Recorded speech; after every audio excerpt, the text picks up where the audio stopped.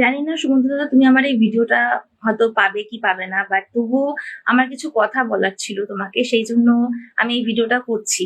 তো আসলে ব্যাপারটা হচ্ছে যে 2024 সাল থেকে আমি খুব খারাপ অবস্থায় ছিলাম। তো একদিন হঠাৎ তোমার এই ভিডিও আমার কাছে ইউটিউবের মাধ্যমে আসে। তারপর থেকে আমি তোমার ভিডিওগুলো ফলো করতে থাকি। তো মেন হচ্ছে ব্যাপারটা, আমি না আগে খুব হেরে যেতাম, ভাবতাম কি যেটা আমার দ্বারা হবে না, তখন আমি হাল ছেড়ে দিতাম।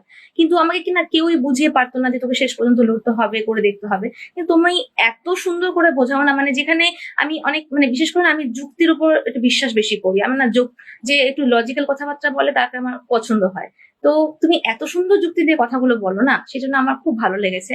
আর বিশেষ করে তুমি যখন বলো যে শেষ পর্যন্ত লড়াই করতে হবে, আর সব থেকে বড় কথা যে ঈশ্বর সাথে থাকে, এটা সত্যি আমি খেয়াল করেছি যে আমি যখন খুব বেশি একা হয়ে গেছিলাম না, যখন আমার কাছে কেউ ছিল না, তখন আমার মনে হয় কৃষ্ণ কিন্তু আমার সঙ্গে ছিল। আর আমি যখনই ভগবানকে প্রশ্ন করি তখনই কিন্তু সেই উত্তরটা আমি তোমার মাধ্যম দিয়ে পেয়েছি। তো এটা আমার মনে হয় যে স্বয়ং কৃষ্ণ হয়তো তোমার মাধ্যম দিয়ে আমাকে বলছে। কারণ ভগবান তো সামনাসামনি আসে না, উনি কারোর মাধ্যম দিয়েই বলে। তো সেটাই হচ্ছে ব্যাপার।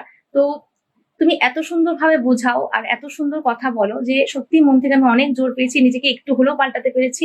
তো চাই শেষ পর্যন্ত যাতে নিজেকে পুরোপুরি পাল্টাতে পারি, জীবনে যেন সাকসেস পাই।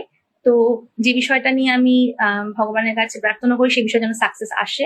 আর এর মধ্যে আমি অনেক কিছু এই জিনিসটা খেয়াল করছি, এঞ্জেলস নাম্বার দেখা, তারপরে মন থেকে চাইলে সেই জিনিসগুলো সত্যি বলছি, আমার সঙ্গে এই ঘটনাগুলো ঘটেছে। আর বারবার হচ্ছে যেটা, সেটা তো কোইন্সিডেন্স হতে পারে না, তাই না?